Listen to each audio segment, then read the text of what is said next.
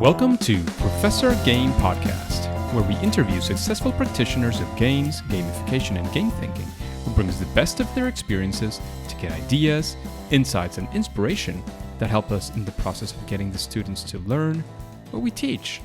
And I'm Rob Alvarez. I teach and work at IE Business School in Madrid, where we create interactive and engaging learning materials. Want to know more? Go to professorgame.com/subscribe, start on our email list, and ask me anything. So welcome, engagers, once again to this episode of the Professor Game Podcast. And we have Tiago with us today. But Tiago, before we kick off, are you prepared to engage? Definitely. Let's do this. Let's go, because Tiago Sizenando, is that a good pronunciation? Yep, it's pretty close. So Tiago Sizenando is a senior gamification consultant with projects in the United States, in Europe, and Brazil, in companies like Arcelor Mittal, Banco do Brasil, Forus Group, and many startups. As an engineer by training, he also worked for Siemens for 6 years. He co-founded a health promotion startup and currently is Gamification Specialist at Gamiphy and Product Manager at Octalysis Prime. And if you've heard that before, yes, it has to do with Yu Kai Chao and one of his passion projects as well. And Tiago is also a certified game thinking coach, which is another place where we met as well. And he is a member of the Game Science Research Center from Lucca University and freelance designer for the biggest tabletop board game in Latin America. So many amazing things going on. Tiago, is there anything we're missing from that intro? No, it sounded impressive enough. There you go. I was impressed. Well, you have a pretty impressive background, I have to say. Quite a few things done there. I know you were also as well in the Octalysis group, which was another of those places where we met. But, yes. Enough about that background. We'd just like to know, nowadays, if we were to sort of spend a day with you, or, a day in the life of Tiago, what would that look like? What would it feel to be Tiago in a day like today? Cool. So, honestly, during all this time, you've mentioned that everything I did, I haven't come up with a really good routine. So it varies a lot depending on what I'm doing. But I'll say at least that the past 8-7 months, it's been working like I'm at Gamiphy, as you mentioned there. So we have this distributed team, developers in Middle East, designers in different places. I'm based in Brazil. So usually my morning is spent on talking with the team, doing a lot of project management, making sure everyone is heard, all the questions are solved, the tasks are done. So it's pretty much like the opposite of every productivity guru says, because every notification stops me, every email, I have to check it, because I try to solve the most I can during the morning. Because then at the afternoon and night is usually the time I spend to be more creative, more like no interruptions, because I'm also doing like the gamification part of it, creating new designs, coming up with new solutions. So usually that's how I split my day. Trying to solve like that. Interesting. Yeah. Two different parts that are quite separate so that you are able to focus your attention, especially in the afternoons, it seems, right? Exactly. Yeah. That's how it's been working. Sounds good. So, Tiago, in this podcast, we like to start out strong. And after getting to know a bit more about you, we'd like to know of one time where, you were going north and things went actually south. What you would call maybe your favorite fail or first attempt in learning. We want to, be with you in that story. We want to be in the ground level, be there with you, especially if it involves any sort of gamification. Cool, yeah. I've been a listener of your podcast for quite some time, so I've always wondering what I would answer to this question, because there are so many possibilities here, so many failures, but as you said, things that we learn from. But one thing that's, at least the first thing that came to my mind when I thought about it, was during this game that I helped develop there, this board game, dungeon crawler, big dungeon crawler RPG here in Brazil, with characters and a lot of story going on and things like that. I decided to, I'm not a game designer itself, I'm on the gamification world, so I decided to give it a try just to test my abilities, see how much I knew about game design itself. So the whole thing was a big learning experience. But I remember one time specifically where I was supposed to develop one character. So we were creating like an expansion to the game with new characters, each one with a different narrative and background. And I was actually responsible for creating the Medusa for this game, that mythological creature that get people transformed into stone. I don't know if it's familiar to everyone, but I think so, right? I think so. So I was responsible for that. And I remember that I got really involved and I started reading the whole background history. And then I realized that the Pegasus, the flying horse, actually were born from Medusa's head when she first died. And I mean, I was clearly too much involved with this. And I ended up proposing to the guys a lot of complex things because we also had the Pegasus in the game. So I decided to connect the Pegasus with this, something that was not even part of the rules. And I mean, when I first presented, it was clearly like, oh, okay, you were completely far off here. What were you doing? What were you thinking? Something like that kind of reaction. Which is good in the sense that, I mean, it was a brainstorming section. It was something more like to share ideas. It was not like the final thing. We never launched it and we'll never will. But definitely a learning experience because, I mean, it's always nice to keep aware of, I mean, what are you trying to solve there? How far you've deviated from it? How much you got involved in your own bias and feelings. And I mean, that was definitely a very strong way of putting all of this in reality and testing this in real life. Yeah, it's putting things into perspective. And it's, again, you were caught in that sense on time. It was the right phase to get caught as well. And there's where the importance of both playtesting and discussing the ideas with a team, those kinds of things, I think, for me, those would be some of the main lessons. Is there something else that you would like to point out or maybe expound upon that? No, definitely the method itself, as you said, totally, I mean, it's fail-proof in this sense that we are discussing, we are sharing ideas. So that was nice to make sure this kind of thing was also, I mean, not made it to the real world. But I think also it's important to, I mean, when I first received it, the whole feedback, I mean, what I could do with it, because I could be someone like, okay, so that's it. I give up. I don't want to do this character anymore. Give me another one. But I think the way I took the feedback and how I transformed it ended up being quite nice in the way of the character connected with what they expected. We ended up creating a completely new mechanic for the game because of this character, and this was very good. So that was also helpful in this idea of how you are receiving the feedback or even what reality is telling you of what's working and what's not. So definitely lesson learned there.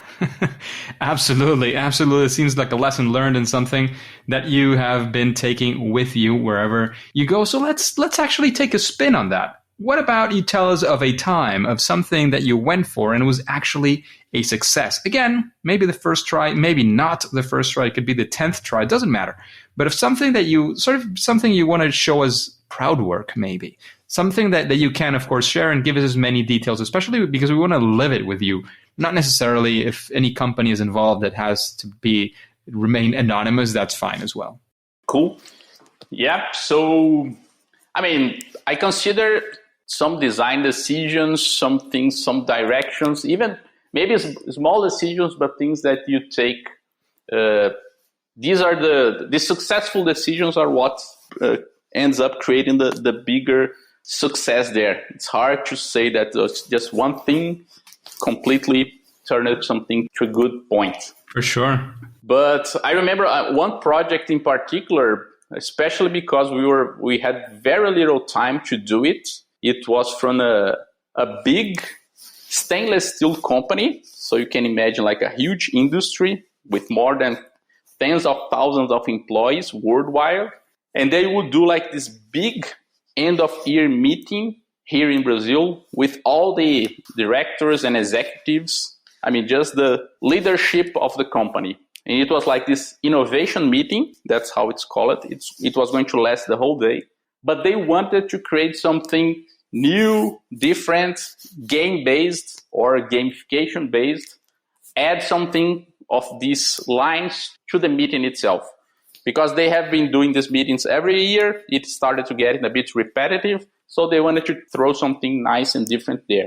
So I think the whole project we did it like maybe 2.5 weeks for beginning to actually delivering the whole thing. And we had to create like a card game for this, a way of judging ideas and selecting how the day would move on.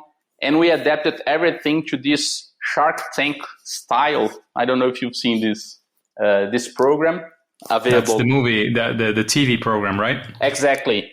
Where like investors entrepreneurs are pitching ideas to investors to try to get some money there. So since the whole thing was about creating projects to the company, and then the president would be there trying to judge somehow. So, I mean, this whole mechanic fit the theme, fit what we wanted to achieve. So I'm proud of this because of the time it took to deliver the whole thing, and also the results after that, because they measured first the projects themselves, the quality of the projects that we were able to come up with this whole game-like approach. And also at the end, they kind of evaluate, all of the participants evaluate how much they liked it. And it was like by far the best meeting. They compare it to the previous years. And this ended up creating even other projects very similar to this, that I think is maybe the best metric to guide for. I mean, if a company likes it, it's going to hire you again. So all of this Interesting. happened. Yep. So that's one that I'm definitely proud of. Absolutely. And is there, of course, as you mentioned, there's not like one decision that made everything, happen. But is there, I don't know, are there any key lessons, some of the things that you would maybe attribute part of that success to? Yes. First, since we had this time constraints, it was nice to know some of the available tools and solutions out there that I could piggyback with, like use it and save a lot of development time. So things like at one point of it, there was a way of solving a small problem. Then you had to unlock some questions there to get to the next phase of the experience. And I knew this, I think it's Flippity. I don't know if that still exists. But just something that it's there online, you just create your questions, there is the whole interface ready. So this kind of knowledge of what was available, how I could use even Google Drive and Google Sheets that we used to create like this interactive experience, it was a deal breaker for the amount of time we had. So that was definitely very good. And also, at least the previous knowledge I have on board games and card games and how we can use these different mechanics to cooperate and compete between each other, it was also very helpful. So we had the possibility, because it was like imagine a whole day of this. We started at, I think, 8 a.m. to 5 p.m. with a lunch break. So the whole thing was a lot of time, everyone together. So we had some room to create these different experiences between the participants. So we had very exciting. Yeah, I mean, it was very cool. The whole climate there was very positive. And we created this, it was like 150 people. And I was pretty much there by myself with some supporters from the company itself. But in terms of the game experience, I was the one conducting it. So it was challenging, but we split them in different teams and groups. So there was this competition between groups and definitely collaboration inside your group. We created a lot of ways for listening to one another. We added some like psychological bias cards so you could be aware of your own bias even a little bit to help your team even better. But also this competition between things that usually it's successful and people like to compete in this kind of environment and situations. So we added boosters and things like special abilities. For example, you could take someone from one team and that person would be on your team for 10 minutes of the brainstorming, for example. So it was nice to see people strategizing like, okay, let's wait a little bit. Now they're going to start discussing, the technical part. Let me get this tech guy here. They won't have it. I will have this guy. So it was nice seeing them coming up with a whole strategy for the game, but also paying attention to the final result. I mean, they had to deliver projects. innovative projects, so for it, innovating the company, but also in this whole game-like environment. So it was cool seeing how they were like really playing the game with the big goal in mind. And being engaged with it and you know, the whole objective was reached. I really, really like that example. So thank you very much for that, Tiago. And we've gone through failure, we've gone through success. Of course, when you do these things, whatever the result is in the end, I'm sure you've, through your experience in many different fields and in many different methodologies, you've probably developed a method of your own, or you've mixed and matched some things, or you just follow one of the methods. What does it look like for you if you're facing a project? Let's say this company comes in, maybe not with the 2 weeks, but maybe a little bit more of time. How do you approach a project like that? What do you do? What are the steps maybe? How's your thought process in that sense? Cool, excellent. I mean, as you know, and as we've met in the past, I was a big part of my life doing consultancy in the Octalysis group with you, Kai Chao, and following the whole Octalysis framework, strategy dashboard, brainstorming, and so on, that I think he already explained it in his episodes, the one we interviewed him. So this is definitely a big part of the way of how I approach this kind of problems. But also, more recently, I reached out to this other, that I consider like a new way of seeing to this human focus and human motivation kind of problems. That is the game thinking methodology that we also met there. I was even thinking maybe probably Rob and I are the only two that made like full certificates both ways, the Octalysis group and game thinking. Please correct me if I'm not, but I think pretty unique, I think, at the very least. Yeah, totally. I agree, because at least to me, these are the two more robust and coherent methodologies. And I like to think that I was able to come up with a nice match between these two, where I use the game thinking framework that also has the design thinking skeleton behind it to give this overall look of the project, especially when the company or the startup doesn't have the whole problem understood. They need help to even rationalize the problem that they have. So I like starting with this, the game thinking canvas, the problem space itself, that whole idea of understanding what is the problem, and coming up with the hypothesis that we would like to test during this whole iterative process of the game thinking. And then I use the Octalysis framework. We have the business metrics, the player types, and so on, but mostly the octagon itself, the famous Octalysis, to think of different motivations or the way of creating motivations on this user journey. So I think both of them, both you, Kai, and Amy, Joe at Game Thinking, they talk about user journey, the 4 steps of it, like discovering, onboarding, scaffolding, or habit creation, and then mastery or end game. But I mean, both of them talk about this journey. So definitely using this to build this journey for the user, that even if it's for something as small as the one-day experience I just mentioned, it makes sense because, for example, we sent some emails before the day itself as part of the discovery and also a bit of the onboarding. Then the whole thing was the activity itself was like the scaffolding, but also we had things for the end game, like what we wanted to achieve and what kind of things we would like to receive from them after everything was done. So I think even for very small experiences in terms of time, it's possible to think of this journey and also this learning journey that I think is something that Amy teaches very well, how to transform the player, the user during this experience.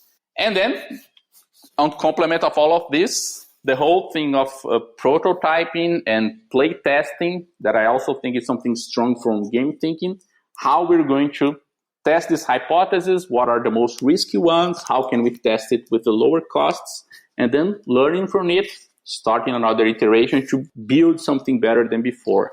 So, I mean, I think it sounds a bit chaotic, but I would say the method is like the Octalysis plus game thinking, and that's the way I joined them. I would almost say like and it's something that is not as clear as, at least in my experience at this point with game thinking, which is absolutely fantastic, is actually the design phase. Like, what do you create? Not what do you create? How do you create it? Like, oh, I want to do this. What do you create? So is it based, and again, it's not necessarily based on games and gamification. And that's something that she says. So if you want to put through a project, as Tiago was saying, you use the steps of game thinking and the design phase itself, the phase when you're creating that thing, you can be using something like the Octalysis framework. And I do agree with you that they could be very, very well complementary to each other. So that is absolutely fantastic, Tiago. Thank you very much for that. Just a quick break before we continue with this episode. If you've been enjoying this podcast, I would really appreciate if you share it with your friends and family and on social media. On Twitter and Instagram, it's @RobAlvarezB and the hashtag ProfessorGame, all one word. And in Facebook, you can find the Professor Game page. Thanks in advance for your engagement. And Tiago, talking about creating these things and when you're facing these projects, would you say that there is some sort of a best practice, something that you would say, well, if you use this in your projects, it's at least going to be better. It's not the silver bullet necessarily, but it's at least going to improve your projects almost every single time. That's a good one. I mean, definitely having this kind of methods where you can somehow test cheaply your most risk hypothesis is a must go. So you don't have to spend like the whole time creating something, and then when you launch it, it's a failure, but you could have done this way before that. So that's totally important.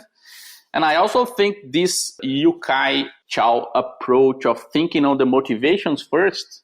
So it's not about the game techniques. It's not about adding points, badges, and rankings and competitions and narratives. You don't start there, but let's start thinking about, okay, what are the real motivations from the users, what they want from this experience, what they are trying to achieve here. So I think starting with these two things in mind, testing and the motivations, is definitely something very helpful, at least for all projects I've been part of. Absolutely. I think I have to argue in favor of Tiago on this one for sure. And Tiago, you've heard a few interviews as well. Yeah, as you mentioned, you've been through most of the interview at this point as well. Is there anybody that comes to your mind that you would like to listen to in an interview like this one on Professor Game?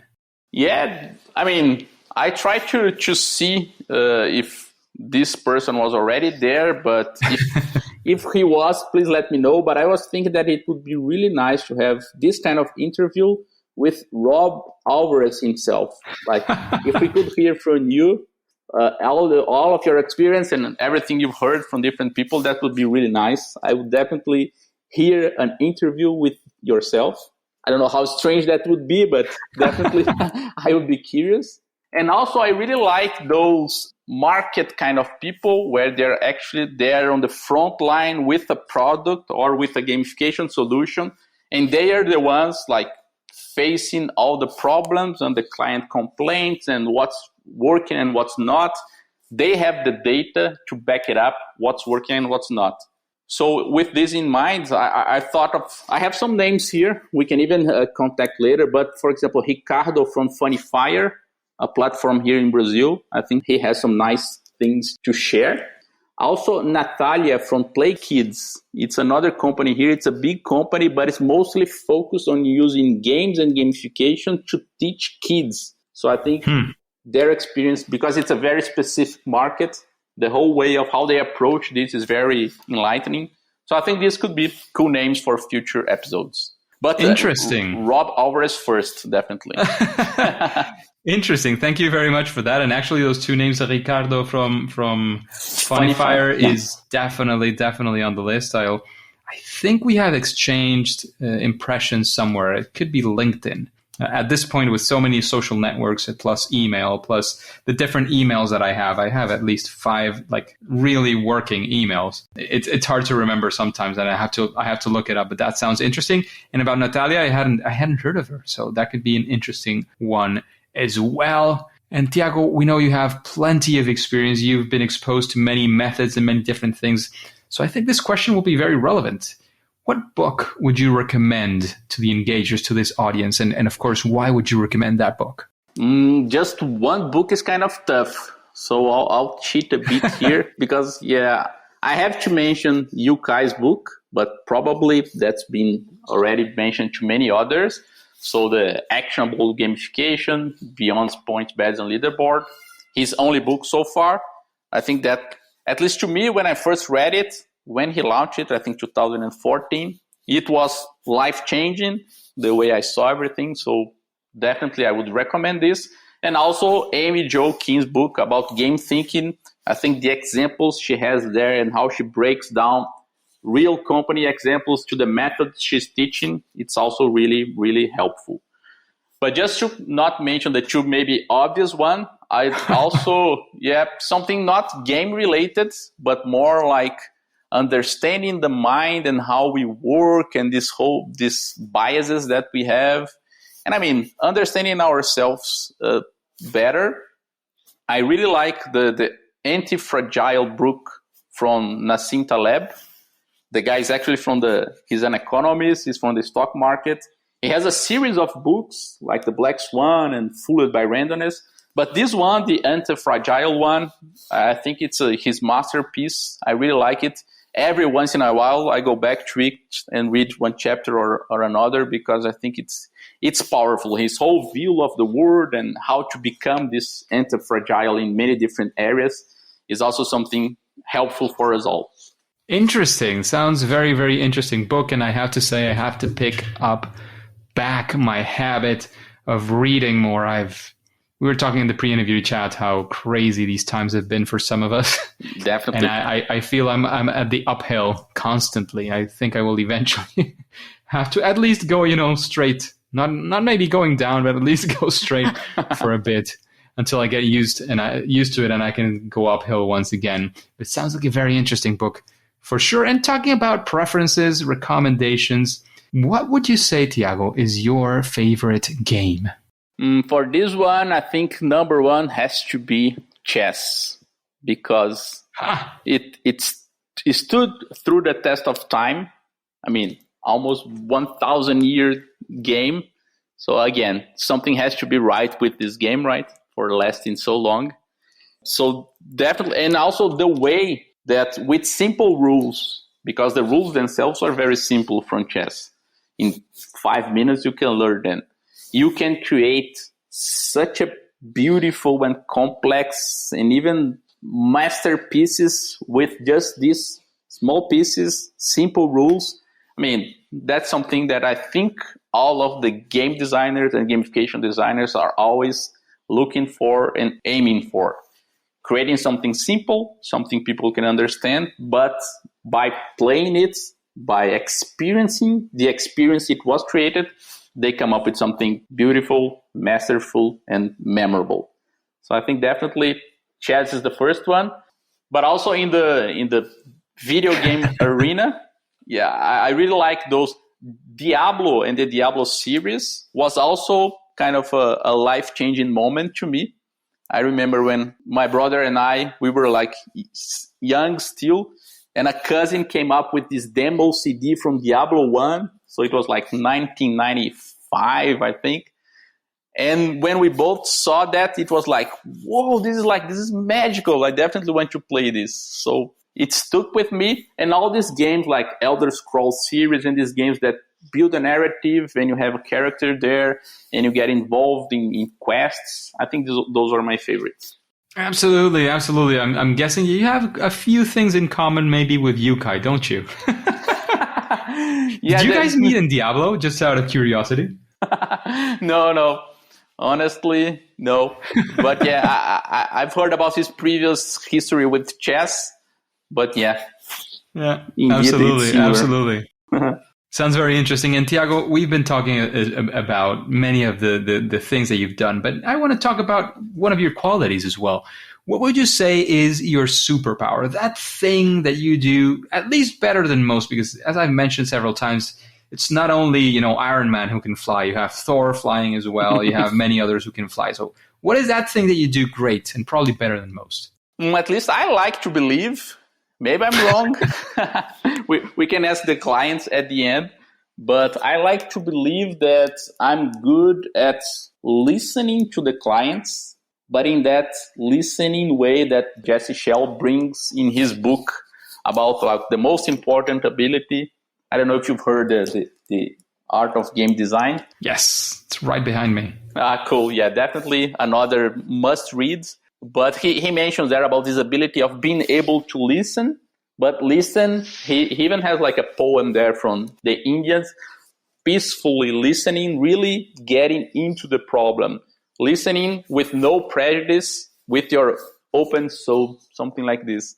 So I think I'm good at getting involved in the client's, let's say, problem right away. So usually at 30 minutes, 1 hour meeting, after that, as soon as I hang up, I feel like I'm the client. I have that problem that's on my mind for quite some time because I have this, I like to believe I have this ability of listening to the client and getting inside his or her mind to understand the problem.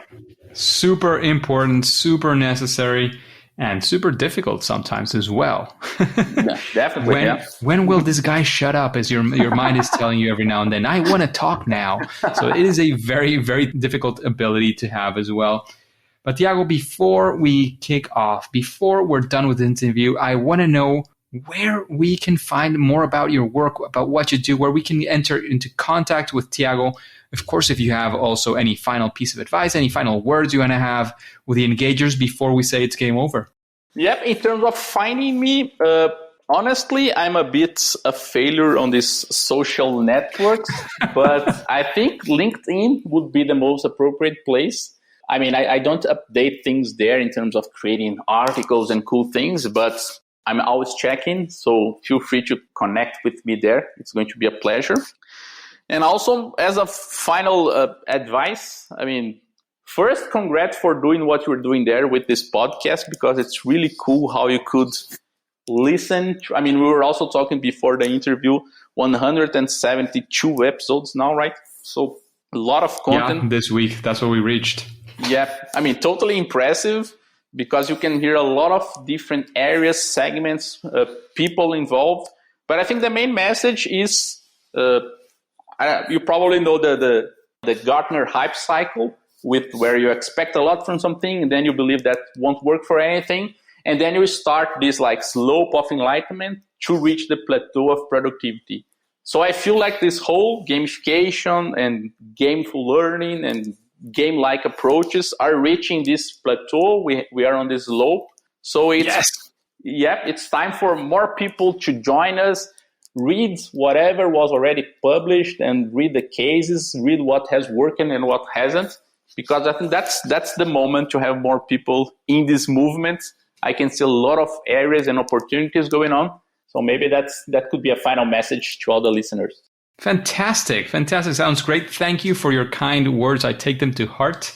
Definitely, it's been a nice road getting to all these interviews that we've had to date. I've learned a ton. I think I've mentioned this several times before, but my initial objective was to, have a good time and listen to very, very interesting people, which has been met every single time. Along the way, I started meeting the engagers, and it has been fantastic as well, that journey, having, this audience that is fantastic, that is listening, that is learning, that is on this journey. We're all together on the same boat in that sense. So it's been many things, and I'm very thankful for that. And I thank you, Tiago, for taking the time. I know we had a few glitches in the scheduling, but that's fine. We're here today. We're recording this interview, so I'm really thankful that we managed to do this. It's been a long time coming as well. However, at least for now and for today, it is time to say that it's game over. Engagers, it is fantastic to have you here, and I hope you enjoyed this interview with Tiago.